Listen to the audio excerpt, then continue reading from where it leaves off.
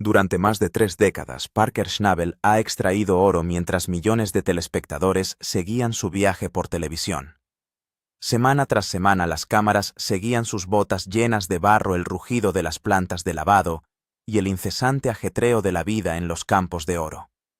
Sin embargo, lo que esas cámaras nunca llegaron a captar acabaría sorprendiendo incluso a la gente que creía conocerle mejor que nadie. Bajo la imagen familiar del joven y decidido minero, existía una personalidad cuidadosamente construida que se había mantenido durante años, pero que poco a poco empezaba a resquebrajarse. El público conocía a Parker como el líder disciplinado y centrado cuyo mundo giraba en torno a la excavación de oro en un terreno implacable. Pero entre bastidores, lejos de las cámaras y de la narrativa cuidadosamente elaborada para la televisión, había ido tomando forma otra realidad, una vida llena de ambiciones ocultas, inversiones privadas y decisiones que no encajaban con la imagen en la que el público había llegado a confiar. Ahora, cuando la verdad empieza a salir a la luz pieza a pieza, amenaza con cambiar todo lo que la gente creía entender sobre el llamado chico de oro de la fiebre del oro. Cuando Parker apareció por primera vez en televisión, se convirtió rápidamente en uno de los rostros más reconocibles de la telerrealidad moderna. Los telespectadores le vieron pasar de ser un resuelto chico de 16 años que trabajaba en la mina de su abuelo a convertirse en un poderoso jefe minero que ganaría millones antes incluso de cumplir los 30. La historia parecía escrita casi a la perfección para la televisión, un joven que honra el legado de su familia mientras se enfrenta a la brutal naturaleza salvaje del Yukón en busca de oro. Era sencilla, inspiradora e increíblemente fácil de creer para el público, pero las historias que se cuentan en televisión rara vez revelan toda la verdad. Entre bastidores, la vida de Parker fuera de las cámaras era muy distinta de la que se invitaba al público a ver. Mientras que el programa lo presentaba como un incansable adicto al trabajo completamente entregado a la minería, la realidad era mucho más complicada y se manejaba con mucho más cuidado.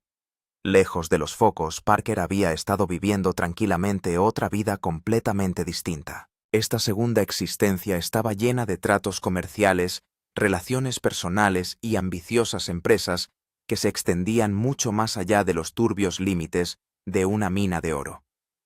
Era un mundo que se construía silenciosamente en segundo plano, mientras los espectadores creían estar viendo el cuadro completo. Si el público hubiera sabido antes de estas actividades, su percepción de Parker podría haber sido muy diferente. Los primeros indicios de que algo raro estaba ocurriendo no surgieron de grandes investigaciones ni de revelaciones dramáticas, sino de pequeños detalles que la mayoría de la gente normalmente ignoraría. Una publicación en las redes sociales que no coincidía con el calendario de rodaje. Registros de la propiedad que mostraban compras a miles de kilómetros de las explotaciones mineras. Fichas de empresas registradas con nombres comerciales desconocidos. A primera vista, ninguno de estos fragmentos significaba nada. Cada detalle parecía insignificante visto por separado. Pero cuando la gente empezó a conectar esas piezas dispersas poco a poco, empezó a aparecer un retrato diferente. Los registros de vuelos revelaban viajes a ciudades que no tenían nada que ver con las operaciones mineras. Los registros de empresas mostraban estructuras de propiedad difíciles de rastrear hasta el propio Parker. Las transacciones inmobiliarias sugerían un nivel de actividad financiera muy superior a lo que el público creía que ganaba solo con la minería. Por separado, estas pistas eran inofensivas, pero juntas sugerían algo mucho más intrigante. Un hombre que mantenía cuidadosamente dos versiones completamente separadas de su vida. Las personas más cercanas a Parker conocían fragmentos de la verdad, pero incluso ellos rara vez comprendían el alcance total de lo que estaba haciendo. Su equipo de mineros veía una versión de él, el jefe intenso y exigente, centrado por completo en la producción de oro. Su familia veía otra, alguien formado por la tradición y la lealtad al legado de la minería. Y los telespectadores veían otra versión, una que había sido cuidadosamente editada y empaquetada para el entretenimiento. Con el tiempo, Parker adquirió una notable habilidad para mantener esos mundos separados entre sí. Cada círculo de personas que le rodeaba comprendía solo la parte de su vida que él les permitía ver. Durante años, Esa compartimentación funcionó casi a la perfección. Muy poca gente cuestionaba la imagen que se había construido a su alrededor. Al fin y al cabo, Parker ya tenía fama, dinero y respeto dentro del mundo de la minería. Lo que plantea una pregunta inquietante. ¿Por qué alguien que ya poseía todo eso siente la necesidad de ocultar partes enteras de su vida? La respuesta, que se va desvelando poco a poco, va mucho más allá de la intimidad personal.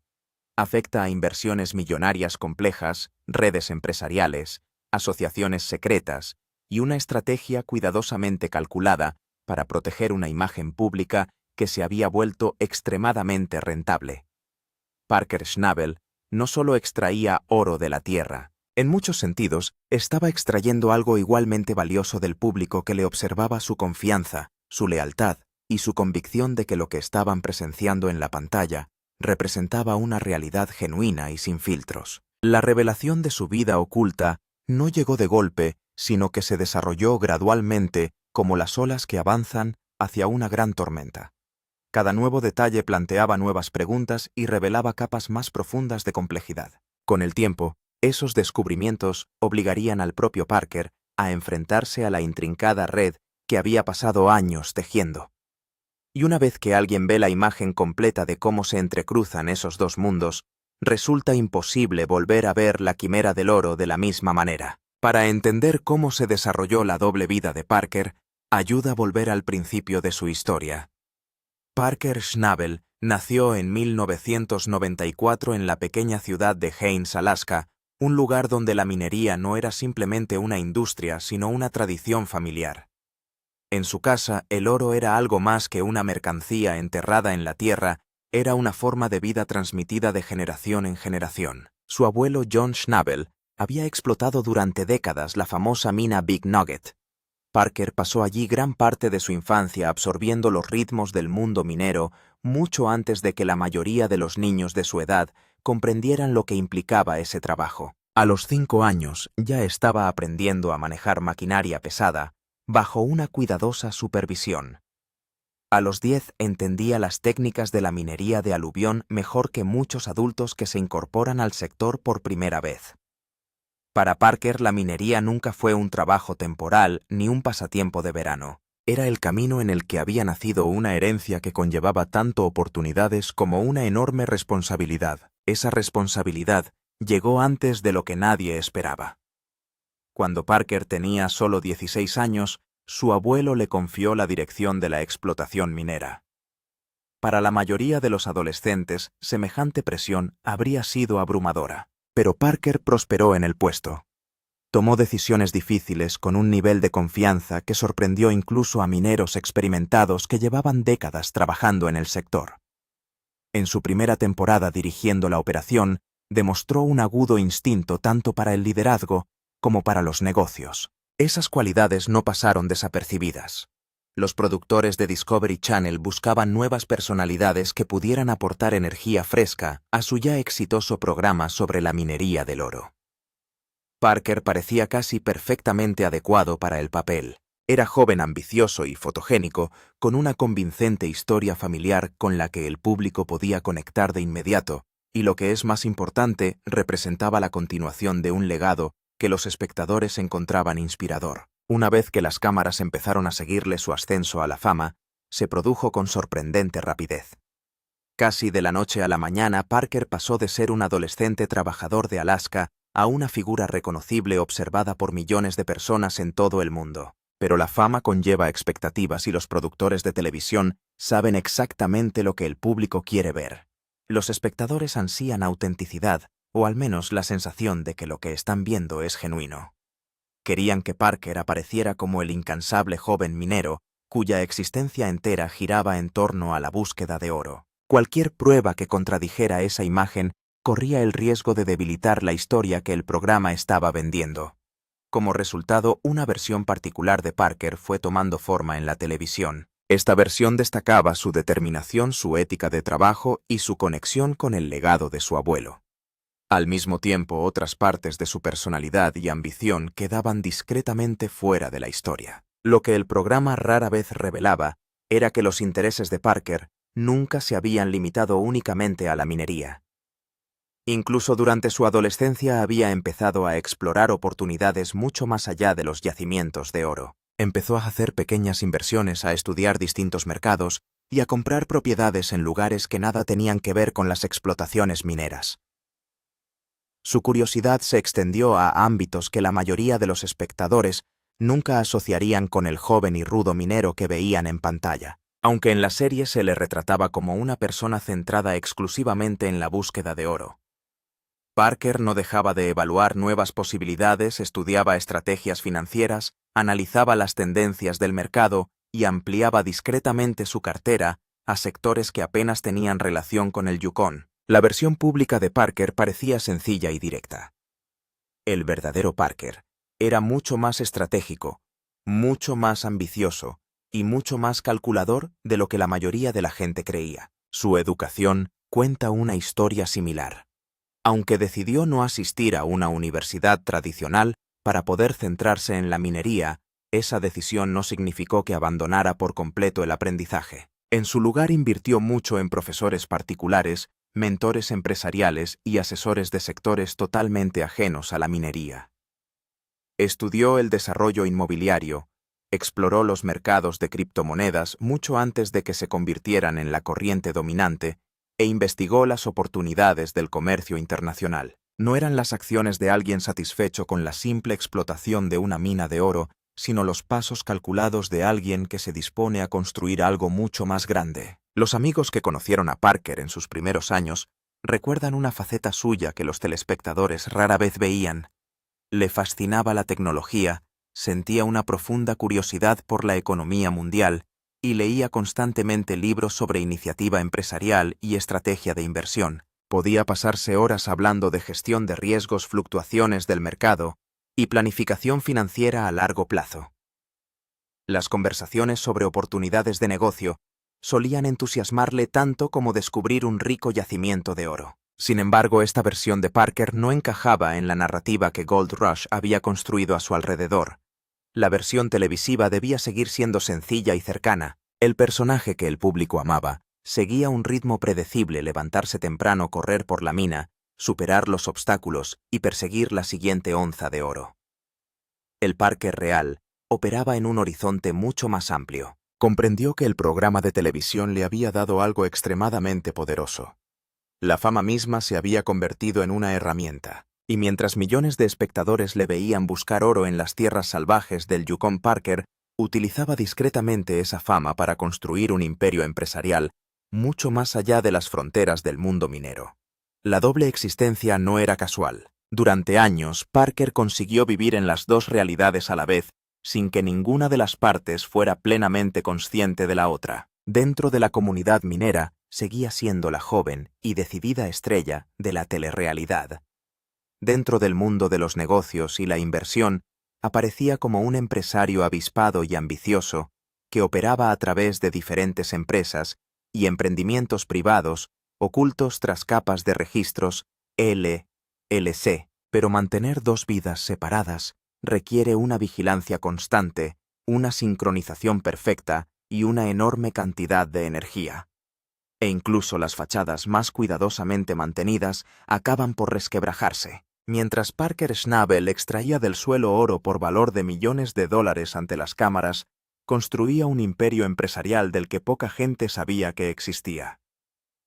El alcance de sus empresas fuera de las cámaras es asombroso y abarca desde propiedades inmobiliarias en 3 países hasta inversiones en tecnología que sorprenderían incluso a sus seguidores más incondicionales. La cartera inmobiliaria por sí sola cuenta una historia extraordinaria. A través de una red de sociedades de responsabilidad limitada, con nombres que no se parecían en nada al suyo, Parker había ido adquiriendo propiedades desde que apenas tenía 18 años. Su primera compra fue un modesto edificio de apartamentos en Anchorage, financiado en parte con los primeros beneficios de la minería, pero gestionado a través de una estructura societaria que mantenía su nombre fuera de los registros públicos. No se trataba de ocultar una actividad ilegal. Se trataba de mantener la imagen del simple minero, al tiempo que operaba como un sofisticado hombre de negocios. A mediados de sus 20 años, las propiedades inmobiliarias de Parker se habían ampliado espectacularmente. Poseía inmuebles comerciales en Seattle, urbanizaciones residenciales en Arizona y alquileres vacacionales en Hawái. Cada adquisición era estratégica. Cada una se gestionaba a través de diferentes entidades corporativas, y cada una generaba flujos de ingresos que nada tenían que ver con la minería del oro. El valor total de estas participaciones superaba los $5.000 millones. Sin embargo, el programa de televisión lo presentaba como alguien cuya vida financiera giraba en torno a las operaciones mineras estacionales. Pero el sector inmobiliario era solo el principio. Parker también se había convertido en uno de los primeros inversores en varias startups tecnológicas, sobre todo centradas en tecnología minera y equipos de prospección geológica. Esto tenía sentido estratégico, dado su conocimiento del sector, pero también había invertido en empresas totalmente ajenas a la minería. Un servicio de reparto de comidas, una aplicación de fitness e incluso una bolsa de criptomonedas. Tampoco se trataba de pequeñas inversiones, en varios casos había invertido sumas de 6 cifras, tomando importantes posiciones en el capital y en ocasiones incorporándose a consejos asesores en virtud de acuerdos que exigían confidencialidad. Las inversiones en criptomonedas merecen especial atención. Mucho antes de que Bitcoin se convirtiera en un tema de conversación habitual, Parker había empezado a acumular activos digitales. Según fuentes familiarizadas con su cartera, había invertido fuertemente en Bitcoin cuando cotizaba por debajo del $1.000.000 por moneda y se había diversificado en Ethereum y varias otras criptomonedas. En 2024, estas propiedades se habían revalorizado hasta alcanzar valores que, según algunas estimaciones, superaban los $50 millones. Sin embargo, en televisión Parker aparecía como alguien que apenas entendía la tecnología moderna, a menudo manejando a tientas equipos básicos y pareciendo poco sofisticado tecnológicamente. La contradicción era deliberada. Parker comprendió que su valor para la fiebre del oro residía en su cercanía, su carácter realista y su dedicación exclusiva al trabajo tradicional de la minería. Revelar su sofisticada cartera de inversiones y su perspicacia para los negocios complicaría esa narrativa, le haría parecer menos auténtico, más calculador y potencialmente menos simpático para el público que admiraba su supuesta dedicación sencilla al legado de su abuelo. También se había involucrado silenciosamente en varias operaciones mineras que nunca aparecieron en televisión. Mientras la fiebre del oro seguía su principal reclamo en el Yukon, Parker había estado simultáneamente operando o invirtiendo en empresas mineras en Nevada, Australia, y partes de Sudamérica. Estas operaciones eran sustanciales, empleando a docenas de trabajadores y extrayendo cantidades significativas de oro. Algunas eran más rentables que sus actividades mineras televisadas, pero seguían siendo completamente desconocidas para la audiencia del programa. La estructura de gestión que Parker creó para estas diversas empresas era sofisticada, rayando en lo bizantino. Empleaba contables distintos para cada empresa, utilizaba equipos jurídicos separados y mantenía estrictos silos de información para asegurarse de que el conocimiento de un negocio no se filtrara a los demás. Ni siquiera su equipo de mineros, las personas con las que trabajaba a diario ante las cámaras, tenían idea del alcance total de sus actividades empresariales. Conocían al Parker minero, no al Parker magnate inmobiliario o inversor en criptomonedas. Quizá lo más sorprendente es que Parker también se había convertido en un importante inversor en esfuerzos de conservación y proyectos de restauración medioambiental. A través de otro conjunto de entidades corporativas, financió proyectos de restauración de ríos, conservación de hábitats naturales e incluso iniciativas de energías renovables. Esta filantropía era genuina y sustancial, con millones de dólares en donaciones e inversiones, pero se mantuvo casi en secreto, solo conocida por las organizaciones que recibían la financiación y un pequeño círculo de asesores. La respuesta es a la vez compleja y sencilla. Sencilla porque mantener su imagen televisiva era lucrativo, ya que le generaba ingresos por apariciones, patrocinios y el éxito general de la quimera del oro. Compleja porque Parker había desarrollado una profunda ambivalencia respecto a su fama aprovechándola al mismo tiempo como oportunidad de negocio y resintiéndose por las limitaciones que imponía a su vida e identidad reales. Este imperio secreto no solo tenía que ver con el dinero o el éxito empresarial. Tenía que ver con la autonomía, con mantener una versión de sí mismo que existiera independientemente de las cámaras de televisión y las expectativas de la audiencia. Tenía que demostrar quizás solo a sí mismo que era algo más que el personaje que millones de personas veían cada semana. Pero los imperios, incluso los secretos, son difíciles de mantener indefinidamente. Y el de Parker estaba a punto de enfrentarse a su mayor reto hasta la fecha: vidas dobles y empresas ocultas. La logística para mantener la doble vida de Parker era extraordinariamente compleja. El rodaje de Gold Rush solía durar entre 6 y 8 meses al año, durante los cuales Parker tenía que estar casi constantemente ante las cámaras o al menos accesible a los productores. Sin embargo, durante ese mismo periodo, también gestionaba operaciones comerciales en múltiples usos horarios, asistía a reuniones del Consejo de Administración, revisaba oportunidades de inversión y supervisaba promociones inmobiliarias.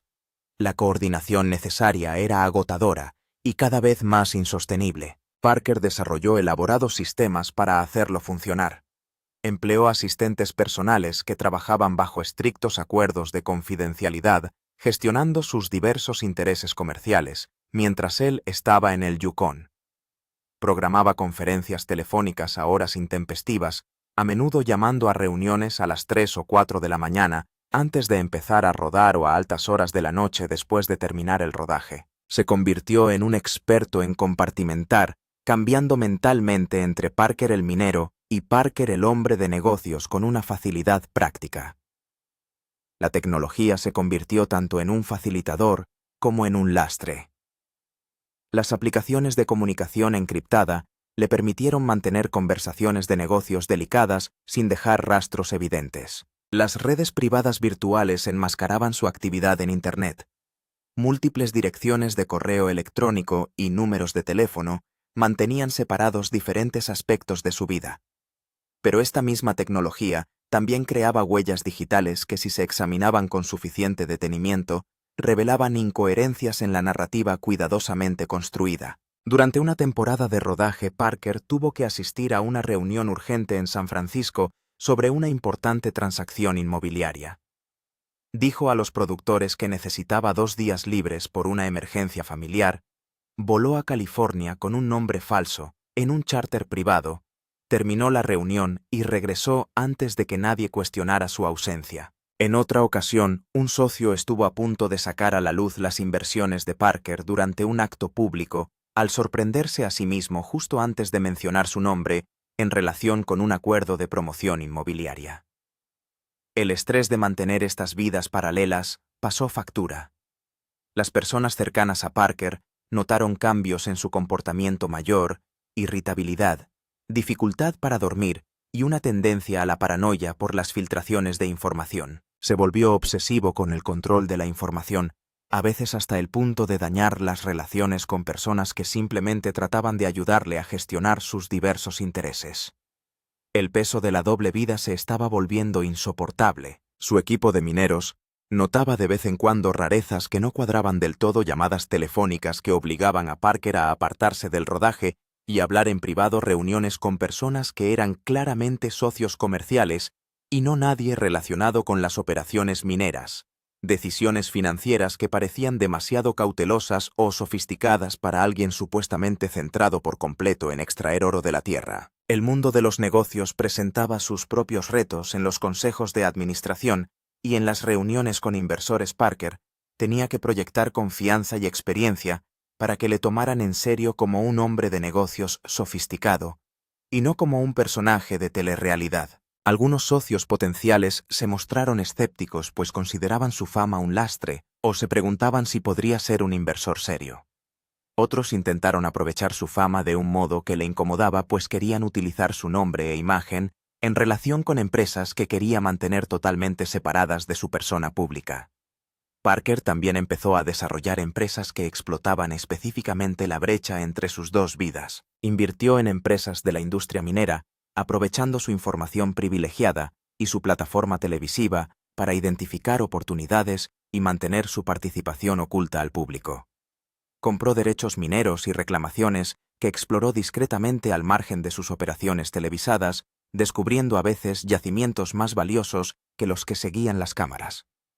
Los beneficios financieros de esta doble vida fueron sustanciales, aunque sus ingresos eran considerables, ya que incluían honorarios por aparición, porcentajes de los beneficios del programa y contratos de patrocinio. Sus negocios fuera de las cámaras generaban beneficios aún más sustanciosos. Según algunas estimaciones, el patrimonio neto total de Parker superaba los $10 millones a finales de sus 20s, una cifra muy superior a la que podría haber generado la minería por sí sola y mucho más allá de lo que los telespectadores habrían imaginado. Pero la riqueza no era la única motivación. Parker había desarrollado una compleja relación con su fama, apreciando al mismo tiempo las oportunidades que creaba y resintiéndose por las limitaciones que imponía. Quería ser reconocido por su perspicacia empresarial, no solo por su habilidad para extraer oro. Quería respeto intelectual, no solo admiración de los famosos. La doble vida le permitía perseguir estos objetivos y mantener al mismo tiempo la imagen pública que le había hecho triunfar en primer lugar. Romántica. El coste psicológico, sin embargo, iba en aumento. Vivir con autenticidad requiere integrar todos los aspectos de la propia identidad, pero Parker se había fragmentado en piezas incompatibles. Desempeñaba papeles distintos, en contextos diferentes, sin ser nunca capaz de ser él mismo, en ninguna situación. Sus amigos de antes de la fama se dieron cuenta de que se había vuelto reservado, estratégico, en lo que compartía, calculando siempre qué información era seguro revelar a quién. Las relaciones románticas sufrieron especialmente bajo el peso de esta doble vida, creando complicaciones que finalmente contribuirían a desenmarañar su cuidadosamente construida fachada. Pero esas complicaciones merecen su propio examen, revelando una capa más de la vida secreta que Parker Schnabel había estado viviendo. Las relaciones que nadie vio venir. La vida romántica de Parker Schnabel siempre ha sido un tema de gran interés entre los fans de La Quimera del Oro. La serie mostraba ocasionalmente sus relaciones, sobre todo con Ashley Julie, cuya salida tanto de la serie como de la vida de Parker se reproducía en cámara. Pero lo que el público no sabía era que la historia romántica de Parker era mucho más compleja y en algunos casos completamente oculta a la vista del público. Durante el mismo periodo en que salía con Ashley, Parker había mantenido una relación por separado con una mujer que trabajaba en su negocio inmobiliario, alguien totalmente ajeno a la minería o la televisión. Esta relación existía totalmente fuera de las cámaras, llevada a cabo durante el tiempo que él pasaba fuera de los rodajes mediante una cuidadosa programación y estrictas medidas de privacidad. La mujer, una exitosa abogada inmobiliaria, no tenía ningún interés en la fama televisiva y había aceptado la relación en parte con la condición de que siguiera siendo totalmente privada. En este periodo de doble relación no hubo engaño en el sentido tradicional. Parker fue sincero con ambas mujeres acerca de su falta de exclusividad, aunque ninguna de las dos comprendía del todo el alcance de su vida compartimentada. La abogada inmobiliaria sabía que se dedicaba a la minería y a algunos trabajos televisivos, pero no tenía ni idea de su fama ni del alcance de la audiencia de Gold Rush. Ashley conocía sus intereses empresariales, pero no todo su alcance ni las otras relaciones que esos negocios habían generado. Cuando Ashley se marchó, la opinión pública se centró en las dificultades de su relación dado el exigente horario de trabajo de Parker y su falta de disponibilidad emocional. La verdadera historia era más complicada. Ashley había empezado a descubrir el alcance del imperio empresarial secreto de Parker y se sentía incómoda con el nivel de engaño necesario para mantenerlo. Se había topado con documentos que revelaban propiedades que él nunca había mencionado. Había conocido a socios comerciales que parecían sorprendidos de que ella existiera. Poco a poco se dio cuenta de que la vida de Parker era mucho más compleja de lo que ella había entendido. Tras su ruptura con Ashley, Parker se volvió aún más reservado en cuanto a su vida sentimental. Salió con varias mujeres que no tenían ninguna relación con la minería o la televisión, entre ellas una empresaria tecnológica de Seattle y una médica de Australia. Estas relaciones se llevaron a cabo casi totalmente en secreto, y Parker volaba para reunirse con ellas durante los descansos del rodaje o las alojaba en propiedades que poseía bajo nombres corporativos. El nivel de seguridad operativa que empleaba habría impresionado a las agencias de inteligencia. La relación más sorprendente fue una que había comenzado años antes y continuó de forma intermitente a lo largo de sus betas.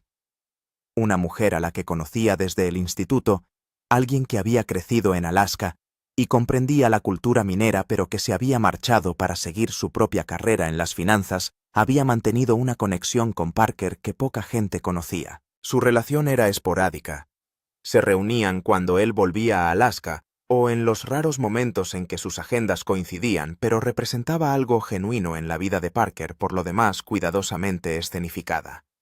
Esta mujer conocía las dos versiones de Parker, la persona real con la que había crecido y el personaje televisivo en el que se había convertido. Era una de las pocas personas que comprendía todo el alcance de su doble vida, porque la había visto desarrollarse desde el principio. Su relación se complicó por la distancia, el momento y la existencia cada vez más fragmentada de Parker, pero persistió como quizá la conexión más auténtica en su mundo, por lo demás compartimentado. El enfoque de Parker hacia las relaciones reflejaba su estrategia más amplia de separación y control. Mantenía a sus parejas románticas separadas de su equipo minero, a sus socios comerciales separados de su familia y a sus diversos grupos de amigos aislados entre sí. No se trataba solo de privacidad.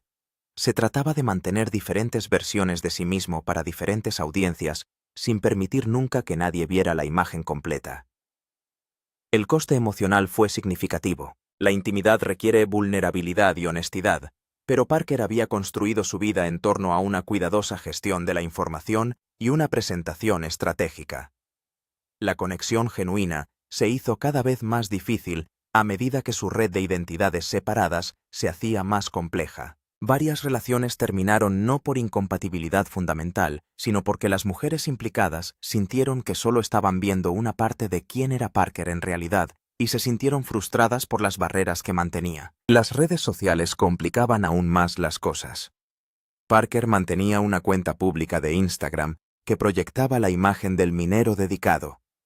Sin embargo, también tenía cuentas privadas con diferentes nombres que utilizaba para seguir a socios comerciales, rastrear inversiones y mantener conexiones con personas de su vida no relacionada con la minería. Cuando sus parejas sentimentales descubrían estas cuentas alternativas, se planteaban preguntas sobre qué más podía estar ocultando, lo que erosionaba la confianza incluso cuando no había infidelidad de por medio. A finales de sus 20, Parker se había creado una reputación en ciertos círculos como alguien difícil de conocer de verdad. Los socios comerciales apreciaban su competencia, pero lo encontraban reservado. Sus amigos disfrutaban de su compañía, pero percibían un distanciamiento emocional. Sus parejas sentimentales se sentían atraídas por su éxito y su intensidad, pero tenían dificultades con su compartimentación y su secretismo. Había conseguido mantener con notable éxito su doble vida, pero cada vez estaba más aislado en ella. La situación llegó a un punto crítico cuando una de las parejas sentimentales de Parker, frustrada por su secretismo e intuyendo que había aspectos significativos de su vida que no estaba compartiendo, contrató a un investigador privado. Lo que descubrió ese investigador la dejó estupefacta: todo el alcance del imperio empresarial de Parker, sus múltiples propiedades, sus diversas entidades corporativas y pruebas de otras relaciones. Ella le confrontó con esta información, y aunque Parker fue capaz de explicar y proporcionar contexto, la confrontación le obligó a reconocer lo insostenible que se había vuelto su planteamiento. Este incidente no se hizo público inmediatamente, pero marcó un punto de inflexión. Parker empezó a darse cuenta de que la doble vida que había construido con tanto esmero se estaba convirtiendo en su propia especie de prisión, limitando su capacidad para entablar relaciones auténticas y obligándole a calcular constantemente qué información era seguro compartir con quién. La revelación que acabaría exponiendo su vida secreta al público aún estaba por llegar. Aún así, internamente Parker empezaba a cuestionarse si merecía la pena mantener la elaborada fachada que había construido. La revelación que lo cambió todo.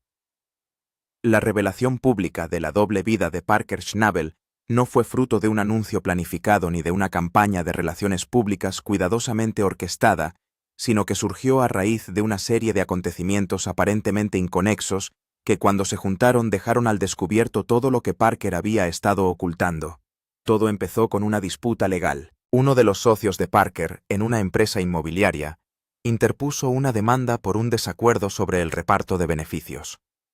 La demanda en sí no era especialmente digna de mención, pero los expedientes judiciales eran públicos y contenían información detallada sobre la participación de Parker en la empresa, el importe de sus inversiones y sus participaciones en entidades relacionadas. Un avispado periodista que cubría la actualidad empresarial de Seattle se fijó en el nombre de Parker en los documentos y empezó a investigar. Lo que descubrió este periodista desencadenó una investigación exhaustiva que acabaría por descorrer el telón del imperio secreto de Parker.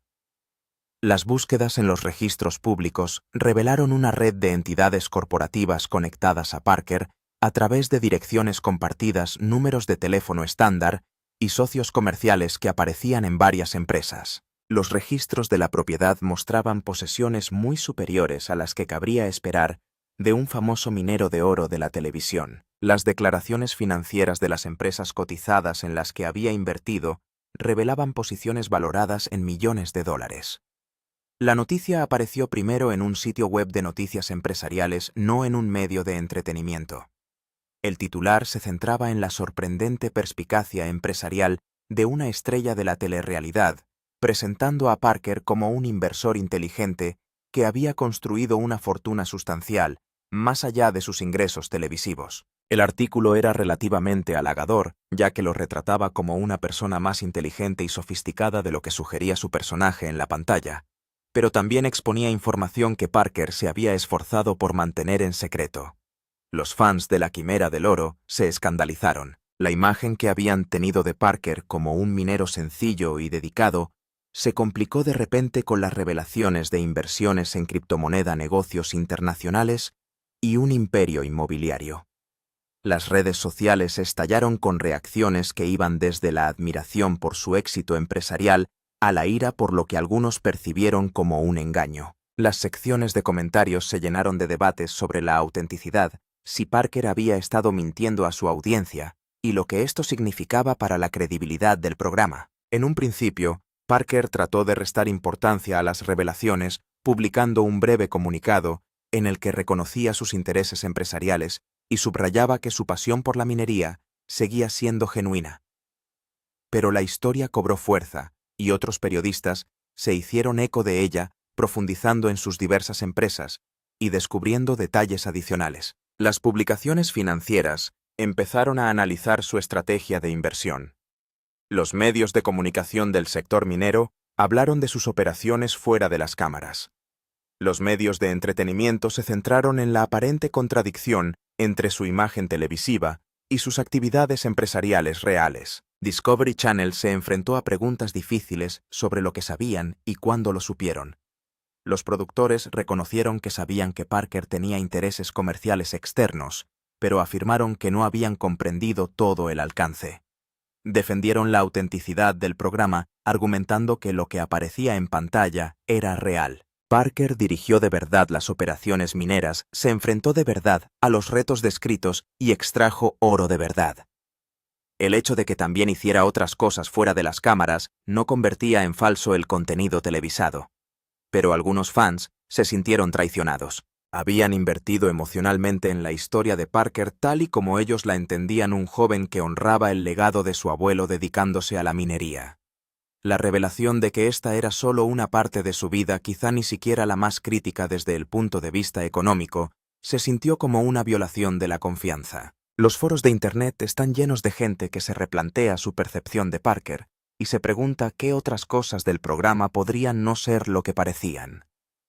La respuesta de Parker evolucionó a medida que la historia seguía desarrollándose. En una serie de entrevistas, se sinceró sobre los retos de vivir en el ojo público, la presión por mantener una imagen determinada y su deseo de mantener en privado ciertos aspectos de su vida. Argumentó que los negocios que había emprendido no disminuían su compromiso con la minería, sino que demostraban las lecciones de su abuelo sobre el trabajo duro y la inversión inteligente. Simplemente había aplicado esos principios más ampliamente de lo que mostraba la televisión.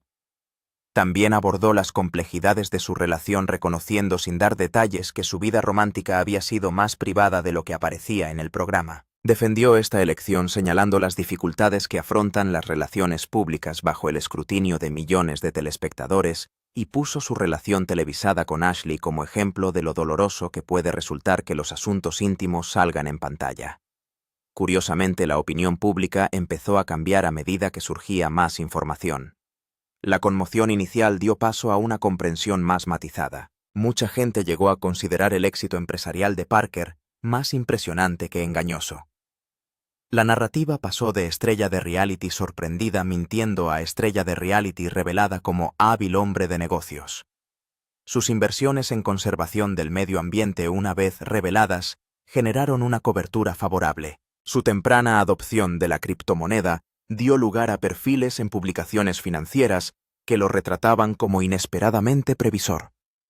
El impacto de la fiebre del oro fue complejo. Las audiencias se dispararon inicialmente ya que los espectadores curiosos sintonizaron para ver cómo el programa abordaría las revelaciones. Los productores tomaron la decisión estratégica de incorporar a la narración los intereses empresariales más amplios de Parker, en lugar de seguir ignorándolos, mostrándole recibiendo llamadas sobre otras empresas y reconociendo todo el alcance de sus actividades. Esta transparencia reforzó de hecho el espectáculo al hacerlo parecer más auténtico y menos escenificado. El propio Parker parecía aliviado en cierto modo. La carga de mantener vidas completamente separadas había sido agotadora. Aunque la exposición pública le resultaba incómoda, también le liberaba de la vigilancia constante necesaria para mantener separados sus diversos mundos. Podía ser más abierto sobre sus intereses, más honesto sobre sus ambiciones y más integrado como persona en lugar de como un conjunto de identidades incompatibles. El impacto financiero fue desigual. Algunos acuerdos de patrocinio fracasaron porque las empresas se preocuparon por la percepción de falta de autenticidad. Pero surgieron nuevas oportunidades ya que su reputación de inversor de éxito le abrió puertas en el mundo empresarial. Sus negocios inmobiliarios se beneficiaron de una mayor visibilidad y algunas propiedades se revalorizaron simplemente por la conexión Parker-Schnabel ahora de dominio público. Quizá lo más importante es que la revelación obligó a Parker a enfrentarse a cuestiones fundamentales sobre la identidad, la autenticidad y lo que realmente quería de su vida. A sus 30 y pocos años, había pasado la mitad de su vida en el ojo público y la mayor parte de sus 20 manteniendo una elaborada doble vida. El agotador trabajo de mantenerlo todo separado había terminado, pero el reto de integrarlo todo en un todo coherente no había hecho más que empezar. La historia de Parker-Schnabel nos recuerda que, como todos los medios de comunicación, la telerrealidad nos muestra retazos cuidadosamente seleccionados de vidas mucho más amplias y complejas. Su doble vida no tenía tanto que ver con el engaño como con un joven que intentaba mantener su intimidad y autonomía en medio del constante escrutinio público. Hoy en día Parker sigue explotando minas, construyendo su imperio empresarial y aprendiendo a equilibrar su imagen pública con su realidad privada. ¿Qué opina de la vida secreta de Parker? ¿Estaban justificadas sus acciones o traicionó la confianza de su público? Comparta su opinión en los comentarios a continuación y no olvide suscribirse para conocer más historias inéditas del mundo de Gold Rush.